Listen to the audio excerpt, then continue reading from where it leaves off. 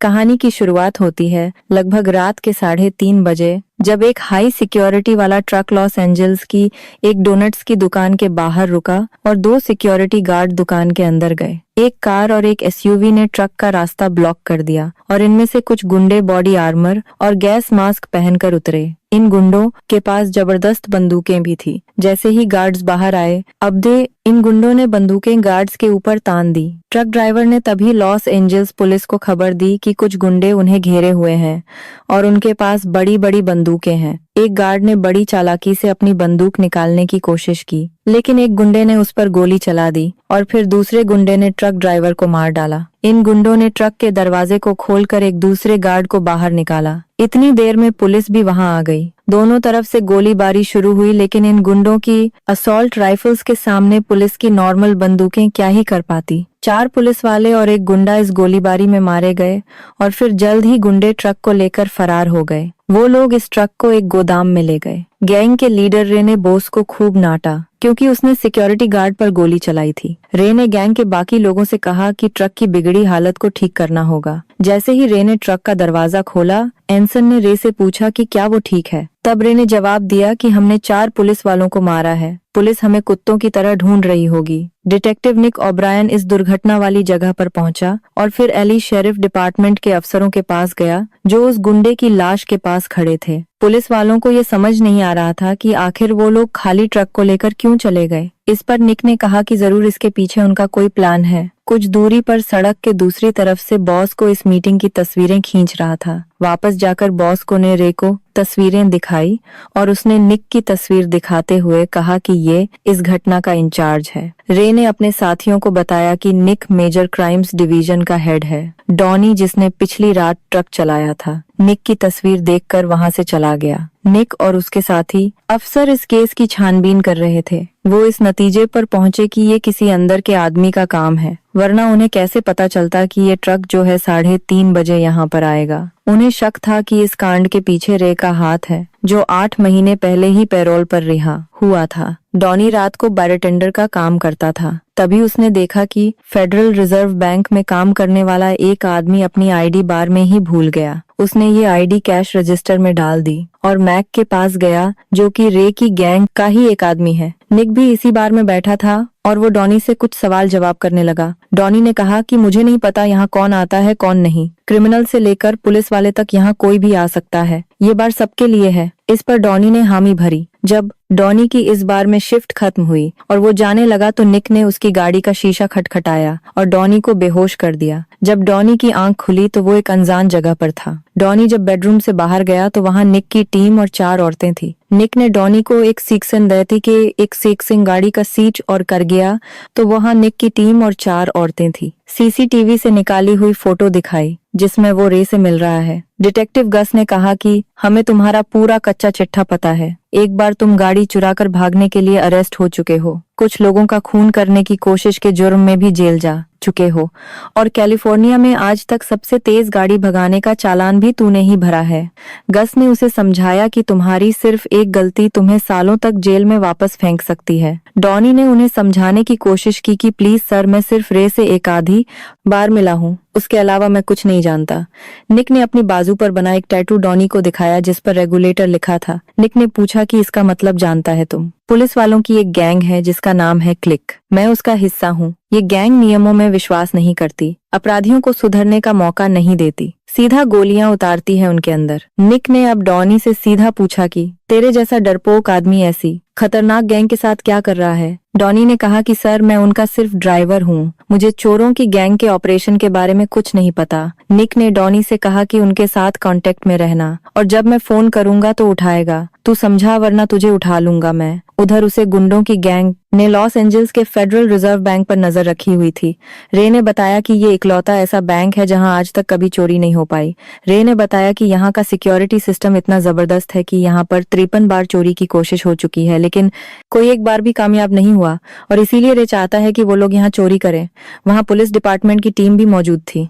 वहां police department में officers को पता चला कि रे, एंसन, डॉनी और बॉस्को ये सभी रिटायर्ड मरीन कमांडो हैं। ऑफिसर्स ने पिछले 10 साल में हुई सभी चोरियों की जांच की तो पता चला कि 10 साल जब रे जेल में था तो कोई भी बड़े लेवल की चोरी नहीं हुई। निक ने सभी ऑफिसर्स को बताया कि अगर हमने रे को पकड़ लिया तो सारी अनसुलझी चोरियों का भी खुलासा हो जाएगा। रे और उसकी गैंग वापस उसी गोदाम में गए। रे अपनी गैंग को फेडरल बैंक का पूरे दिन का रूटीन समझाने लगा। रे ने बताया कि यह बैंक रोज काम न आने वाले या फटे पुराने बिल्स को अपने डेटाबेस से हटाता है। 4 या 5 बजे के बीच में नोटों को छोटे छोटे टुकड़ों में काट दिया जाता है और ये कचरा एक वेस्ट मैनेजमेंट कंपनी उठाती है। उसने बताया कि अकेले $100 के नोट की गिनती करने वाले कमरे में कम से कम $30 मिलियन रोजाना आते हैं। रे ने प्लान डॉलर रोजाना है बनाया कि उन्हें वहां पहुंचना होगा नोटों के कटने से पहले। इस तरह उनके पास कम से कम $30 मिलियन होंगे जो किसी के भी नहीं है, किसी इंसान से चोरी भी नहीं कर रहे हैं। डॉनी ने अब एक चाइनीज फूड डिलीवरी कंपनी में काम करना शुरू कर दिया जहां से बैंक में काम करने वाले एम्प्लॉयज रोज ऑर्डर करते थे। डॉनी बैंक में खाना डिलीवर करने 2 बैग्स लेकर अंदर गया। सिक्योरिटी ने डॉनी को अंदर एंटर होने के लिए कार्ड दिया कर वो अंदर पहुंच गया। डॉनी ने एक बैग जो कैफेटेरिया में बैठी हुई औरतों को डिलीवर किया और दूसरा बैग लेकर वॉशरूम में घुस गया। वो बैग उसने ऊपर वेंटिलेटर होल में छुपा दिया। उसी दिन रात को रे और उसके साथी रेस्टोरेंट में खाना खा रहे थे। तभी अचानक पुलिस वाले वहां आ गए।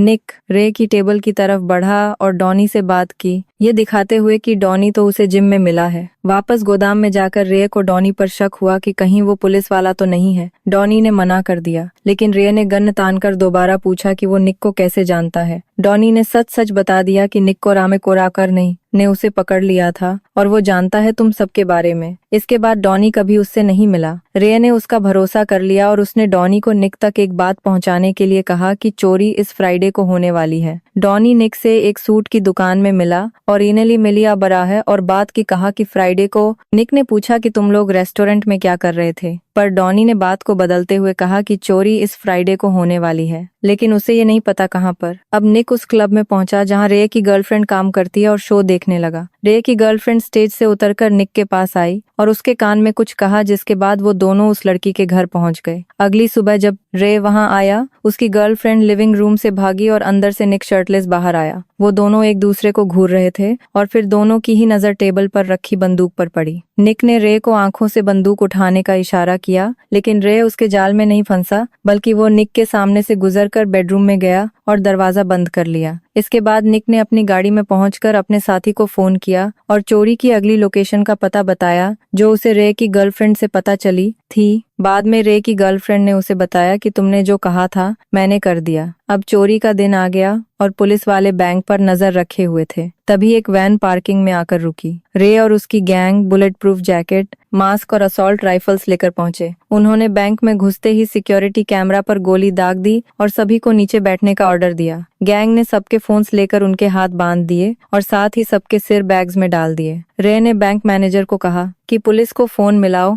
और कहो कि $10 मिलियन की फिरौती चाहिए हमें, और वो भी एक हेलीकॉप्टर के अंदर जिसमें फ्यूल पूरा भरा हो, वरना हर 1 घंटे में हम एक हॉस्टेज को गोली मार देंगे और अगर किसी पुलिस वाले ने यहाँ आने की कोशिश की तो एक एक करके सभी लोग मरेंगे। जल्द ही पुलिस और FBI बैंक के बाहर आ गई। बैंक के अंदर अचानक एक फोन बजा और रे ने फोन उठाया। उसने सीधा पूछा कि जो मांगा है वो मिलेगा या नहीं। पुलिस वाले ने कहा कि हम आपकी मांग के ऊपर काम कर रहे हैं। इस पर रे ने कहा कि बिना पैसों का जुगाड़ किए फोन करने के लिए तुमने एक बंदे को मरवा दिया। तभी बॉस को एक आदमी को पीछे ले गया और गोली चलाने की आवाज आई। अब ऑफिसर ने दोबारा फोन किया और इस बार मैनेजर ने फोन उठाया। मैनेजर ने बताया कि एक आदमी को पहले ही मार दिया गया है और जितनी बार तुम लोग फोन करोगे उतने लोग मरेंगे। तो अगला फोन तभी करना जब इन चोरों ने जितने पैसे मांगे हैं उतने का जुगाड़ हो गया हो। ऑफिसर ने कहा कि क्या वो 90 मिनट इंतजार कर सकते हैं, जिस पर रे ने हामी भरी और मैनेजर ने मैसेज आगे दिया। बाहर पुलिस बैंक का मैप देख रही थी। अंदर से धमाके की आवाज सुनाई दी और पुलिस को समझ आ गया कि चोरों ने तिजोरी तोड़ डाली है। निक ने मैप में कुछ देखकर टोनी से पूछा कि ये क्या है। उसने बताया कि एक सीवेज लाइन है जो अब तो शायद बंद कर दी गई है। तभी निक को सीवर में जाने का एक रास्ता दिखा और उसने कुछ सोचा। इसके बाद निक ने कहा कि हमें अंदर जाना पड़ेगा। उसने एक लोहे की रॉड उठाई और बैंक का मेन दरवाजा खोलने लगा। अंदर जाकर निक ने बंदी बनाए हुए लोगों से पूछा कि क्या वो सब ठीक है। एक भी चोर वहां नहीं था। फिर निक और उसके साथी बैंक के पीछे गए जहां उस होस्टेज को ले जाकर मारा गया था, लेकिन उसे मारना भी नाटक था। वो लड़की भी जिंदा थी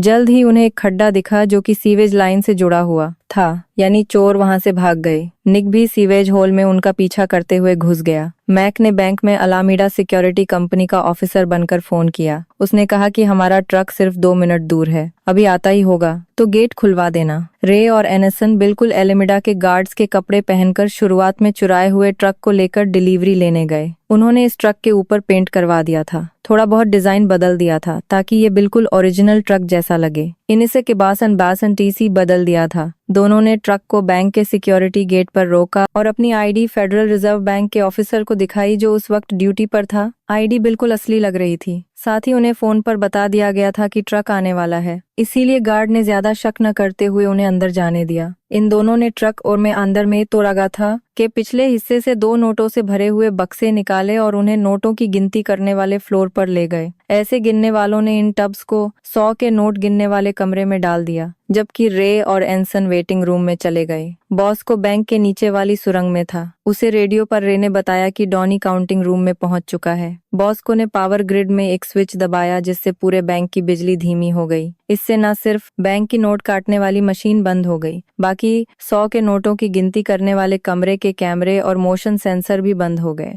एक पुलिस गार्ड ने गिनती करने वालों को कहा कि कुछ देर के लिए उन्हें सिस्टम बंद करना पड़ेगा और उन्हें ब्रेक ले लेना चाहिए। जैसे ही गिनती करने वाले और पुलिस काउंटिंग वाली जगह से बाहर गए, रे ने डॉनी को रेडियो पर बताया कि अब वो अपना काम कर सकता है। वहाँ कोई नहीं है। डॉनी एक बक्से के अंदर छुपा हुआ था। उसके चारों तरफ 100 के नोटों की गड्डियां लगी थी। वो बक्से से बाहर निकला और कुछ गड्डियां नीचे गिर गई जिन्हें उसने वापस अंदर डाला। बैंक में काम करने वाली एक औरत जो रोज चाइनीज खाना ऑर्डर करती थी, उसने रेस्टोरेंट में फोन किया। फोन मैक ने उठाया। इस औरत की शिकायत थी कि 1 घंटा पहले ऑर्डर किया था मैंने, अब तक आया क्यों नहीं। मैक ने चाइनीज एक्सेंट में कहा कि हाँ, खाना आने वाला है। बैंक के अंदर पुलिस और सिक्योरिटी गार्ड्स ने देखा कि कैमरा और मोशन सेंसर काम नहीं कर रहे, तो उसने दूसरे गार्ड से कहा कि वो जल्द से जल्द सारे बक्सों को गिन ले, वरना कुछ भी गड़बड़ हो सकती है। सिक्योरिटी गार्ड कैफेटेरिया में गिनती करने वालों को बुलाने लगा। डॉनी इस वक्त गिनती वाले कमरे में एक टेबल के नीचे छुपा था। वो 100 वाले नोट जो कि मशीन में जाकर कटने ही वाले थे, वो उन नोटों को ब्लैक जिपर बैग में डाल रहा था, जिसके बाद उसने उन बैग्स को कचरे के डब्बे में फेंक दिया। सिक्योरिटी गार्ड वापस काउंटिंग रूम में आया। 2 गिनती करने वाले लोगों के साथ रे ने डॉनी को भागने का सिग्नल दिया। उसने एक एयर वेंट का ढक्कन हटाया, उसमें घुसा और अंदर से दोबारा बंद कर लिया। रेडियो पर डॉनी ने रे को बताया कि वो वेंट में है और रे ने बॉस को लाइट चालू करने का सिग्नल दिया। लाइट चालू होते ही सब दोबारा अपने अपने काम पर लग गए। डॉनी ने वेंट से होते हुए बाथरूम के वेंटिलेटर शाफ्ट को निकाला।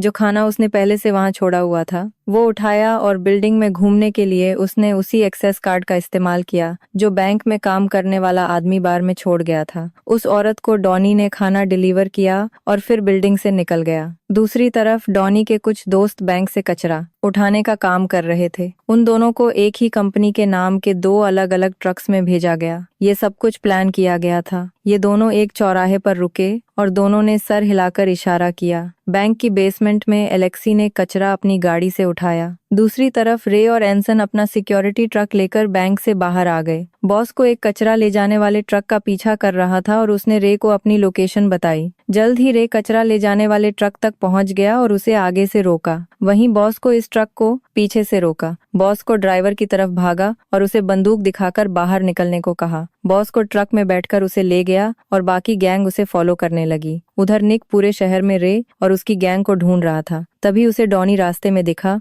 मैक ने दूर से देखा कि पुलिस वालों ने डॉनी को अपने ट्रक में बैठा लिया। निक और उसके साथियों ने डॉनी को पीटते हुए पूछा कि रे और बाकी सब कहाँ है। डॉनी ने हार मानकर आखिरकार उनको लोकेशन बता ही दी। रे और उसकी गैंग इस वक्त डंप साइट पर थे। मैक ने रे को फोन किया कि डॉनी पकड़ा गया है, अब आगे क्या करना है, लेकिन रे ने कोई जवाब नहीं दिया और फोन काट दिया। उसने एनसन को बताया कि डॉनी और मैक पकड़े गए और फिर वो दोनों गाड़ी में वहां से चले गए। निक को रे की गाड़ी की एक झलक दिखाई दी, जिसके बाद वो उसका पीछा करते हुए ट्रैफिक से भरे हुए हाईवे पर चढ़ गया। उसने रेडियो पर डिटेक्टिव मर्फ और ब्रो को लोकेशन बताई। रे ने शीशे में देखा कि 20 गाड़ियों के पीछे निक की गाड़ी है। गस्से ने डॉनी को गाड़ी के साथ ही हथकड़ी लगा दी और फिर निक और टोनी के साथ निकल गया। मार्फ और ब्रो भी वहां पहुंच गए। रे, एनसन और बॉस को भी अपने ट्रक से बाहर निकलने लगे। जैसे जैसे पुलिस वाले उनके पास आ रहे थे, रे ने गोलियां बरसाना शुरू कर दिया, जिसमें एक पुलिस वाले को गोली लग गई, जिससे उसकी मौके पर ही मौत हो गई। अब पुलिस वाले भी पलटवार करने लगे। एकदम सन्नाटा टूटा और गोलियों की बरसात होने लगी।